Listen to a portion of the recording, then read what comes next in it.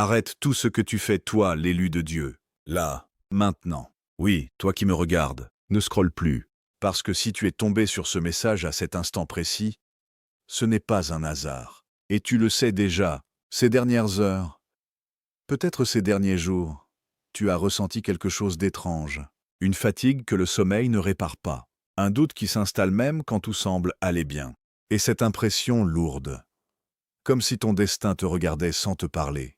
Tu te demandes peut-être, pourquoi ça bloque encore? Pourquoi maintenant? Pourquoi moi?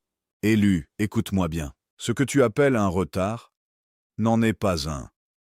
Ce que tu appelles une chute n'est pas une chute. C'est une préparation.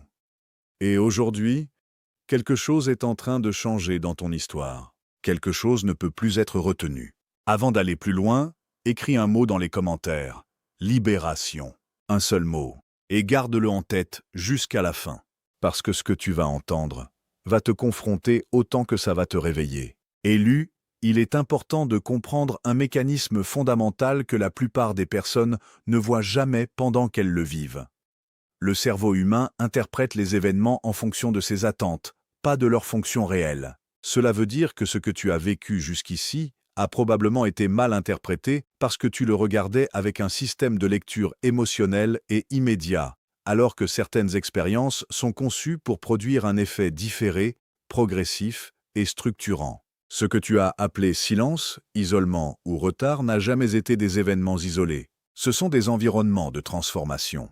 Quand tu regardes ton silence, tu le traduis naturellement comme une absence de réponse extérieure. Ton esprit cherche une validation sociale, un retour, un signal que tu avances correctement. Mais dans certains processus de vie, cette absence de retour n'est pas une erreur du système. C'est une suppression volontaire des distractions pour forcer une réorganisation interne. Dans un environnement normal, tu ajustes ton comportement en fonction des réactions des autres.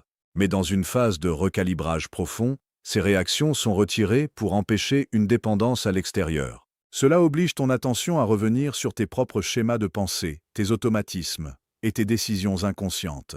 Ce que tu appelles isolement est souvent une réduction forcée des influences externes. Sur le plan psychologique, l'être humain est très malléable. Il adapte ses opinions, ses choix et même son identité en fonction de son environnement immédiat. Quand cet environnement est saturé, instable ou contradictoire, il devient impossible de maintenir une direction stable. La réduction des interactions n'est donc pas toujours un rejet. Dans certains cas, c'est une stratégie de neutralisation des interférences. Cela permet de voir clairement ce qui vient de toi et ce qui venait des autres. Sans ce filtre, tu ne peux pas distinguer tes vraies intentions de celles qui t'ont été imposées. Ton impression de retard fonctionne de la même manière. Tu compares ton rythme à une ligne temporelle externe construite sur des repères sociaux standards. Mais ces repères supposent que tout le monde suit la même trajectoire, ce qui est faux dans les processus complexes de développement personnel et identitaire. Dans certaines phases de vie, le progrès visible ralentit volontairement pour permettre un travail invisible. Ce travail concerne la consolidation interne, la stabilité émotionnelle, la cohérence des décisions, et la résistance aux influences destructrices. Sans cette phase, une accélération externe produit souvent une instabilité interne, qui finit par casser le système global de la personne.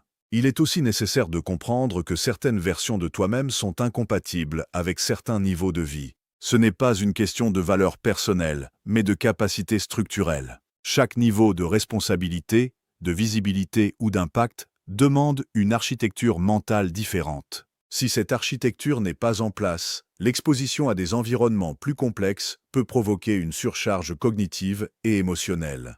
Ce que tu interprètes comme un blocage est parfois simplement une limitation de sécurité intégrée. Le système ralentit l'accès pour éviter une surcharge destructive. Dans ce contexte, la solitude n'est pas un vide relationnel, mais un espace de désactivation des anciens schémas. Quand tu es constamment entouré, ton identité reste fragmentée entre les attentes des autres. Tu deviens une adaptation permanente. Mais lorsque les interactions diminuent, tu es forcé de stabiliser une identité propre. C'est une phase où les anciennes versions sociales de toi commencent à perdre leur influence. Ce processus peut être inconfortable parce qu'il retire des repères habituels, même s'ils étaient limitants. Un autre point important est la confusion que tu ressens. Elle n'est pas un signe d'échec cognitif. Elle est souvent la conséquence d'un conflit entre deux systèmes internes, l'ancien système basé sur les habitudes et le nouveau système en construction basé sur une logique plus stable. Pendant une période de transition, ces deux systèmes coexistent et produisent des décisions contradictoires. Tu peux vouloir avancer tout en étant retenu par des réflexes anciens. Cette tension crée une sensation de désordre interne, mais elle est temporaire. Elle indique simplement qu'un changement structurel est en cours. Le sentiment d'invisibilité est également mal interprété. Il ne signifie pas que tu n'as pas de valeur ou que tu n'évolues pas. Il indique souvent que tes transformations ne sont pas encore visibles dans les cadres habituels de reconnaissance. Beaucoup de changements importants commencent dans des zones non observables. Changement de perception, modification des priorités, restructuration des réactions émotionnelles. Ces éléments ne produisent pas immédiatement des résultats visibles. Pourtant, ils déterminent entièrement la suite du processus. Il faut aussi intégrer un autre principe. Dans les systèmes complexes, la progression n'est pas linéaire. Elle fonctionne par phase de compression et de stabilisation. Une phase de compression ressemble à une réduction des options, des interactions et des résultats visibles. Mais cette compression sert à concentrer l'énergie sur un nombre limité de transformations essentielles. Ensuite seulement vient une phase d'expansion, où les résultats deviennent visibles et plus rapides. Si tu observes uniquement la phase de compression, tu peux croire que rien ne se passe. Mais en réalité, c'est souvent la phase la plus active en termes de reconstruction interne. Ce que tu traverses peut aussi être analysé comme une reconfiguration de tes priorités inconscientes. Beaucoup de décisions humaines sont prises automatiquement, sans validation consciente. Pendant certaines périodes, ces automatismes sont interrompus ou ralentis pour être réécrits. Cela demande de réduire les distractions externes et internes. C'est pourquoi certaines périodes de vie semblent plus lentes, plus silencieuses ou plus limitées. Ce n'est pas une diminution de potentiel, mais une restructuration du système décisionnel. Il est important de comprendre que ce type de processus ne peut pas être accéléré par la volonté seule. La volonté agit sur les actions conscientes, mais pas sur les restructurations profondes. Essayer de forcer une accélération dans cette phase peut même produire l'effet inverse, en créant de la résistance interne. Le système a besoin d'un certain niveau de stabilité pour intégrer les nouvelles configurations. Cette stabilité est souvent obtenue par la réduction des stimuli externes. Ce que tu ressens comme fatigue est également un indicateur de traitement interne. Lorsque le cerveau et le système émotionnel réorganisent des structures profondes, cela consomme de l'énergie. Cette fatigue n'est pas toujours liée à l'activité physique ou à la charge de travail visible. Elle peut provenir d'un travail interne constant de tri, d'ajustement et de suppression d'anciens schémas. Cela explique pourquoi certaines périodes de repos ne produisent pas immédiatement une sensation de récupération classique. Dans ce contexte, il est essentiel de ne pas interpréter chaque symptôme comme un problème à corriger. Beaucoup de signaux que tu observes sont des effets secondaires d'un processus global de réorganisation. Si tu essayes de supprimer ces signaux sans comprendre leur fonction, tu risques d'interrompre un mécanisme nécessaire. L'objectif n'est pas de supprimer le silence, l'isolement ou la confusion, mais de comprendre leur rôle fonctionnel dans le système global. Enfin, il faut intégrer une perspective plus large. Certaines phases de vie sont conçues pour désactiver des anciennes trajectoires, pas pour en produire immédiatement de nouvelles visibles. Cela crée un espace intermédiaire où tu n'es plus entièrement dans l'ancien système, mais pas encore pleinement dans le nouveau. Cet espace est instable par nature, mais il est indispensable pour éviter un mélange incohérent des deux systèmes. Ce que tu vis n'est donc pas une stagnation, mais une suspension contrôlée de certains mécanismes externes afin de permettre une restructuration interne plus cohérente. Quand on utilise l'image du métal et du feu, il faut éviter de la lire comme une métaphore émotionnelle ou spirituelle vague. Il s'agit en réalité d'un modèle de transformation structurelle que l'on retrouve dans plusieurs domaines réels: métallurgie, psychologie comportementale, neurosciences et même en ingénierie des systèmes. Le principe central est simple. Un élément brut ne devient utilisable à haute performance qu'après exposition contrôlée à des contraintes extrêmes répétées. Dans le cas du métal, la chaleur n'a pas une fonction symbolique. Elle a une fonction physique mesurable. Elle modifie la structure interne du matériau. À température élevée, les liaisons internes deviennent instables, ce qui permet une réorganisation des particules. Ensuite, lors du refroidissement, la nouvelle structure se fixe. Ce processus est appelé transformation de phase. Sans cette étape, le métal reste fragile, irrégulier et incapable de supporter une pression élevée. Si on transpose cela à l'être humain, le feu correspond aux périodes de stress structurant. Mais il est important de clarifier quelque chose. Tous les stress ne sont pas transformateurs. Le stress destructeur est chaotique, sans structure et sans récupération. Le stress transformateur, lui, est cyclique, répété et limité dans le temps. Il pousse le système à dépasser ses anciens paramètres de fonctionnement, puis laisse une phase d'intégration. Ce que tu vis, dans cette analogie, n'est pas une destruction aléatoire. C'est une exposition répétée à des contraintes qui dépassent ton niveau de fonctionnement habituel. Et c'est précisément ce dépassement qui force une reconfiguration interne. Sans cette pression, le système humain reste stable mais limité. Il fonctionne, mais il n'évolue pas en capacité. Le point clé que beaucoup ne comprennent pas, c'est que la stabilité n'est pas toujours un signe de progrès. Un système totalement stable peut être un système figé. Pour qu'il y ait évolution, il doit y avoir instabilité contrôlée. Dans la métallurgie, cela s'appelle le cycle chauffage-refroidissement. Dans le développement humain, cela correspond au cycle de crise, d'adaptation et de réorganisation. Le feu, dans ce modèle, ne fait pas de distinction émotionnelle. Il ne vise pas une partie spécifique du métal. Il agit sur l'ensemble de la structure. C'est important, parce que dans les phases de vie difficiles, l'erreur de perception est souvent de croire que certaines zones de ta vie sont ciblées individuellement. En réalité, c'est ton système global de fonctionnement qui est en train d'être recalibré. Cela inclut plusieurs couches. Tes réactions automatiques, tes décisions rapides, ta tolérance à l'incertitude, ta gestion des émotions, et même ta manière de définir ce qui est acceptable ou non dans ta vie. Tout cela est soumis à réévaluation sous contrainte. Dans les sciences cognitives, on observe un phénomène similaire appelé plasticité sous contrainte. Lorsqu'un cerveau est exposé à des environnements exigeants, il réduit certaines connexions neuronales inefficaces et en renforce d'autres. Ce processus n'est pas immédiat. Il passe par une phase de désorganisation temporaire, où les anciennes habitudes ne fonctionnent plus aussi bien, mais où les nouvelles ne sont pas encore totalement installées. C'est exactement la phase que beaucoup interprètent comme une perte de contrôle ou une période de confusion. Mais dans un cadre technique, c'est une phase normale de réorganisation structurelle. Le métal, lorsqu'il est chauffé, ne choisit pas ce qu'il perd.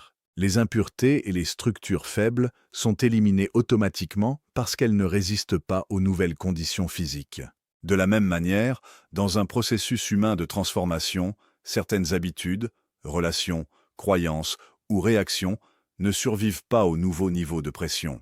Ce n'est pas un jugement moral sur ces éléments. C'est une question de compatibilité structurelle. Une habitude qui fonctionnait dans un ancien contexte peut devenir inefficace ou même dangereuse dans un contexte plus exigeant. Donc elle disparaît, non pas parce qu'elle est mauvaise, mais parce qu'elle n'est plus adaptée. Un point important est la répétition du feu. Une seule exposition à la chaleur ne suffit pas à créer une lame fonctionnelle. Il faut plusieurs cycles. Chaque cycle corrige des défauts différents. Le premier cycle élimine les fragilités superficielles. Le second agit sur des structures plus profondes. Le troisième stabilise la forme générale. Et ainsi de suite. Dans les processus humains, cela correspond au cycle répétitif de difficultés suivi de récupération partielle. Beaucoup de personnes interprètent ces cycles comme des répétitions inutiles ou des échecs successifs. Mais en réalité, chaque cycle agit à un niveau différent de profondeur interne. Ce qui change entre chaque cycle, ce n'est pas seulement l'intensité de l'expérience, mais ta capacité à la supporter sans fragmentation interne. Autrement dit, tu ne deviens pas simplement plus fort parce que tu résistes. Tu deviens plus stable parce que ta structure interne s'organise mieux sous pression. Il est aussi important de comprendre un élément souvent ignoré. La transformation n'est pas confortable même quand elle est positive. Le métal ne ressent pas le processus, mais s'il le pouvait, il ne le percevrait pas comme agréable. Il percevrait une perte de structure temporaire. C'est une étape obligatoire pour atteindre une nouvelle forme. Dans le cas humain, cette perte temporaire de repères crée une sensation de désorientation. Les anciennes certitudes ne fonctionnent plus comme avant. Les anciens repères émotionnels deviennent moins fiables. Les anciennes motivations perdent de leur force. Cela donne l'impression d'être entre deux versions de soi. Ce passage intermédiaire est souvent mal interprété comme une crise identitaire négative. Mais techniquement, c'est une phase de désassemblage contrôlé. Le système démonte certaines parties pour en reconstruire d'autres de manière plus cohérente. Un autre aspect important est la notion de résistance. Dans la métallurgie, les imperfections internes du métal créent des points de fragilité. Lorsqu'on applique la chaleur, ces points sont les premiers à se transformer ou à disparaître. Dans un système humain, les résistances internes peuvent être des peurs, des croyances limitantes ou des schémas de protection excessifs. Le processus de transformation ne attaque pas ces éléments de manière directe. Il les expose simplement à des conditions où ils ne peuvent plus fonctionner de la même manière. Cela crée une adaptation forcée ou une élimination progressive. Ce point est crucial. La transformation n'est pas une lutte directe contre tes défauts. C'est une modification de l'environnement interne et externe qui rend certains défauts incompatibles avec le nouveau fonctionnement. Il faut aussi comprendre la notion de précision finale. Une épée n'est pas seulement un métal renforcé. C'est un métal qui a été affiné, équilibré et structuré pour un usage spécifique. Cela signifie que la transformation ne vise pas seulement la résistance, mais aussi la direction. Dans les processus humains, cela correspond à la clarification progressive des priorités, des objectifs et des directions de vie. Pendant les phases de feu, beaucoup d'options disparaissent, non pas pour te limiter, mais pour réduire la dispersion. Un système trop dispersé ne peut pas atteindre un haut niveau de précision. C'est pour cela que certaines périodes de vie semblent restrictives. Elles ne réduisent pas ton potentiel global. Elles réduisent les chemins inutiles pour concentrer ton énergie sur les trajectoires compatibles avec ton évolution structurelle. Enfin, il est important de corriger une interprétation fréquente. Le feu n'a pas d'intention. Il n'est ni bon ni mauvais. Il est un processus. Dans les systèmes naturels et techniques, les processus ne sont pas moraux.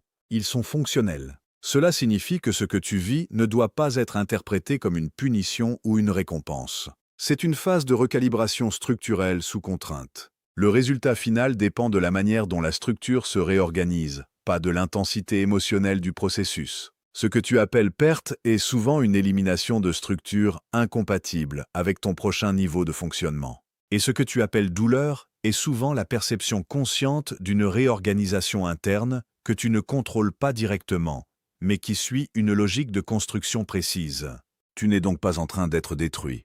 Tu es dans une phase où certaines parties de ton ancien fonctionnement deviennent inutilisables, parce qu'un système plus stable est en train de se mettre en place. Il faut corriger une idée importante dès le départ, pour éviter une mauvaise interprétation. Le blocage interne n'est pas une entité séparée de toi, ni une force mystérieuse autonome. C'est un ensemble de mécanismes psychologiques automatiques, construits au fil du temps pour maintenir un niveau de stabilité perçu comme sécurisant. En d'autres termes, ce que tu appelles résistance intérieure est souvent un système de protection appris, optimisé pour survivre dans un ancien environnement. Le cerveau humain fonctionne selon un principe fondamental. Il privilégie la prévisibilité à l'optimisation. Cela signifie qu'il préfère une situation connue, même inconfortable, à une situation inconnue, même potentiellement meilleure. Ce mécanisme est profondément enraciné dans la biologie de survie. L'inconnu est traité comme une variable de risque, pas comme une opportunité. C'est ici que se crée ce que tu ressens comme auto-sabotage. Ce n'est pas une intention consciente de te bloquer. C'est une réponse automatique à une incertitude perçue. Lorsque tu approches d'un changement important, niveau de réussite, visibilité, responsabilité, ton système interne ne mesure pas uniquement le bénéfice potentiel. Il évalue aussi le coût d'adaptation, la perte de repères et la complexité des nouvelles exigences. Ce que tu interprètes comme procrastination est souvent une phase de désalignement entre deux systèmes internes. Le premier système est basé sur l'expérience passée. Il sait comment fonctionner dans un cadre limité, mais connu. Le second système tente de simuler un cadre futur plus large, mais il n'est pas encore stabilisé.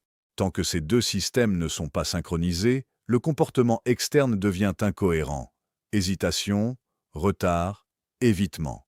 La notion de peur de réussir doit être comprise techniquement. Il ne s'agit pas d'une peur directe du succès lui-même, mais des conséquences associées au succès. Ces conséquences incluent augmentation des attentes externes, perte d'anonymat, exposition au jugement, complexification des responsabilités et nécessité de maintenir un niveau de performance plus élevé dans la durée. Le cerveau calcule inconsciemment ces variables et peut conclure que la situation actuelle, bien que limitée, est plus stable que la situation potentielle. Ce calcul n'est pas logique au sens rationnel, mais il est cohérent du point de vue de la gestion du risque perçu. Un autre élément important est la fidélité comportementale au passé. Les systèmes humains développent une inertie identitaire. Cela signifie que tu continues parfois à agir selon des versions anciennes de toi-même parce qu'elles sont plus compatibles avec tes automatismes actuels. Même lorsque tu as évolué mentalement, certaines réactions restent alignées sur des versions plus anciennes de ton identité. C'est ce décalage qui crée la sensation de conflit interne. Une partie de toi a déjà conceptualisé un niveau supérieur de fonctionnement. Une autre partie fonctionne encore selon les règles du niveau précédent. Ce n'est pas une contradiction morale, c'est une coexistence de deux architectures comportementales. Le concept de rester petit pour rester en sécurité doit être analysé comme une stratégie de minimisation du risque. Dans les systèmes cognitifs, réduire l'exposition réduit aussi la probabilité de conséquences imprévisibles. Donc le système peut privilégier la réduction d'action plutôt que l'expansion, non pas par manque d'ambition, mais par optimisation de sécurité. Cependant, ce mécanisme devient limitant lorsque l'environnement ou les objectifs changent. Ce qui était protecteur dans une phase de développement peut devenir restrictif dans une phase d'évolution. Le problème n'est donc pas la stratégie en elle-même, mais son application hors contexte. Il est aussi important de comprendre que le changement de niveau implique une réévaluation complète des repères internes. Cela inclut la manière dont tu définis le succès, la sécurité, l'identité et la stabilité. Tant que ces définitions ne sont pas mises à jour, le système continue de fonctionner avec des paramètres obsolètes, ce qui crée des comportements contradictoires. La procrastination dans ce cadre n'est pas un blocage simple. C'est souvent une phase de désalignement décisionnel. Le système sait qu'une action est nécessaire, mais il ne parvient pas encore à valider complètement les conséquences de cette action dans le nouveau cadre mental. Cela crée un délai, non pas par refus, mais par traitement incomplet des variables. Il existe aussi un phénomène appelé conflit de valeurs implicites. Tu peux consciemment vouloir une chose, expansion, réussite, visibilité, tout en ayant inconsciemment des valeurs contradictoires, sécurité, stabilité, invisibilité, contrôle. Tant que ces valeurs ne sont pas alignées, chaque décision importante génère une tension interne. Cette tension n'est pas toujours visible de l'extérieur. Elle se manifeste plutôt par des comportements indirects, retard, distraction, suranalyse, changement fréquent de direction ou blocage temporaire. Ces comportements ne sont pas des erreurs, mais des indicateurs d'un système en recalibration. Un point souvent ignoré est que le changement durable nécessite une redéfinition de l'identité interne, pas seulement une modification des actions externes. Si l'identité perçue reste celle d'une version limitée de soi, les comportements tendront à revenir à ce niveau, même après des efforts temporaires d'expansion. C'est pourquoi certains cycles d'évolution semblent répétitifs. Montée, blocage, retour, puis nouvelle tentative. Ce schéma indique généralement que le changement est appliqué au niveau des actions, mais pas encore stabilisé au niveau identitaire. Dans ce processus, la résistance n'est pas un ennemi. C'est un signal de cohérence interne.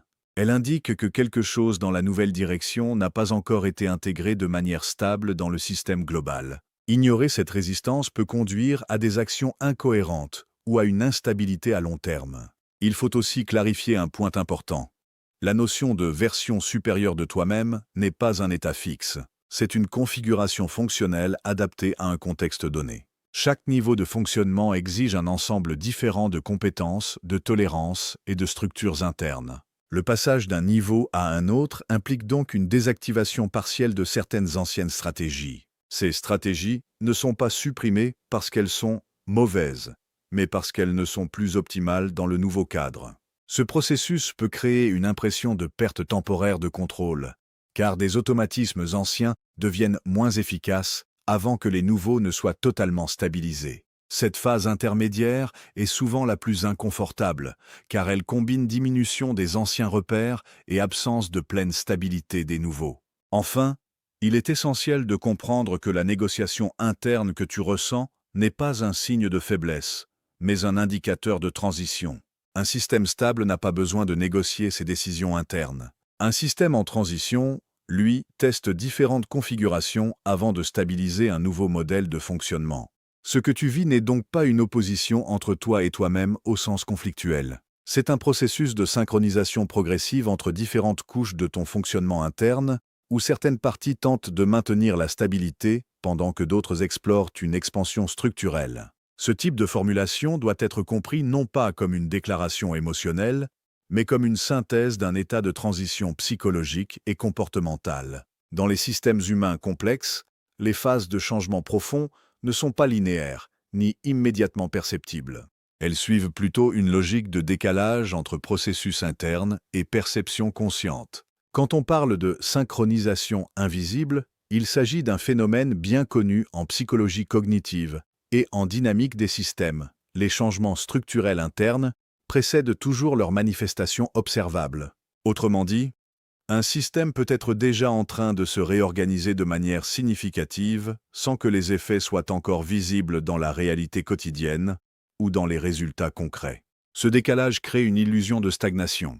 Le cerveau humain étant fortement orienté vers les résultats visibles, il interprète l'absence de changement observable comme une absence de changement réel. Pourtant, dans les systèmes dynamiques, la majorité des transformations critiques se produisent en amont de la visibilité. Lorsqu'on dit que ce que tu crois perdu est en reconstruction, il faut comprendre cela comme un processus de réorganisation des structures de référence. Dans un système en évolution, certaines configurations anciennes doivent être désactivées pour permettre l'émergence de nouvelles configurations plus adaptées. Pendant cette phase, les anciennes structures peuvent sembler inactives ou absentes, mais elles sont souvent en cours de restructuration ou de remplacement progressif. Le concept de retard est également une construction comparative. Il repose sur une ligne temporelle externe que l'individu utilise comme référence. Cependant, dans les systèmes non synchronisés, cette référence externe ne reflète pas toujours l'état interne réel du processus. Ce qui semble être un retard peut en réalité être une phase de préparation invisible, nécessaire pour éviter une instabilité future. Sur le plan fonctionnel, un système ne progresse pas toujours en produisant des résultats visibles immédiats. Il peut progresser en réduisant des incohérences internes, en stabilisant des décisions ou en restructurant des priorités. Ces changements ne sont pas directement mesurables à court terme, mais ils déterminent fortement la qualité des résultats futurs. La notion de porte qui s'ouvre sans permission émotionnelle peut être analysée comme une séparation entre état interne subjectif et dynamique externe objective. Dans de nombreux processus complexes, les événements externes ne dépendent pas de la perception immédiate de l'individu, mais de conditions structurelles déjà réunies. Cela signifie que l'ouverture de certaines opportunités n'est pas toujours corrélée à la sensation de préparation ou de confiance. En d'autres termes, la perception subjective de préparation n'est pas toujours un indicateur fiable de disponibilité réelle. Le système peut être objectivement prêt sur le plan structurel, même si subjectivement il y a encore du doute, de la fatigue ou de l'incertitude. C'est ici qu'intervient la dissociation entre état émotionnel et capacité fonctionnelle. L'état émotionnel est fluctuant et dépendant du contexte immédiat. La capacité fonctionnelle, elle, dépend de structures plus profondes qui évoluent plus lentement mais plus durablement. Les deux ne sont pas toujours synchronisés. Lorsque tu ressens de la fatigue mentale ou du doute, cela ne signifie pas nécessairement une incapacité à agir. Cela peut simplement indiquer une surcharge temporaire du système de traitement émotionnel, tandis que les structures décisionnelles de fond restent intactes. La phrase sur l'autorité interne peut être comprise comme une référence au système de régulation interne des décisions. Dans les modèles cognitifs, chaque individu possède des couches de prise de décision. Certaines sont automatiques, d'autres réfléchies, et d'autres encore liées à des valeurs profondes et stables. Cette couche profonde agit comme un stabilisateur de direction, même lorsque les couches superficielles sont instables. Dans les périodes de transition, cette couche profonde peut sembler silencieuse, mais elle continue d'opérer comme un cadre de cohérence globale. C'est ce qui permet à un individu de rester aligné malgré des fluctuations temporaires de motivation, d'énergie ou de clarté. Il est aussi important de comprendre que les systèmes humains ne progressent pas uniquement par accumulation, mais aussi par élimination sélective. Une grande partie de l'évolution consiste à réduire le bruit interne, supprimer les redondances comportementales et simplifier les structures de décision. Ce processus donne parfois l'impression d'un arrêt, alors qu'il s'agit en réalité d'une optimisation. Le sentiment de porte qui s'ouvre peut également être interprété comme un changement de contraintes externes. Dans les systèmes complexes, lorsque certaines conditions internes sont réunies, les contraintes externes commencent à perdre leur rigidité. Cela crée des opportunités qui n'étaient pas accessibles auparavant, même sans changement visible immédiat dans les efforts fournis. Cependant, ce type de transition ne se manifeste pas de manière spectaculaire. Il est souvent progressif, fragmenté et partiellement invisible au début. Ce n'est qu'après un certain seuil de cumul que les résultats deviennent clairement perceptibles. Enfin, il faut éviter une erreur d'interprétation fréquente. Penser que l'état interne doit toujours correspondre à la réalité du mouvement. Dans les systèmes dynamiques, il est normal que la perception soit en retard sur la réalité structurelle. Ce décalage est une caractéristique normale des processus complexes, pas une anomalie. Ce que tu appelles « verdict » peut donc être compris comme une lecture synthétique d'un état de transition avancé. Un moment où les structures internes ont déjà évolué suffisamment pour permettre un changement de phase, même si les résultats externes ne sont pas encore totalement stabilisés ou visibles.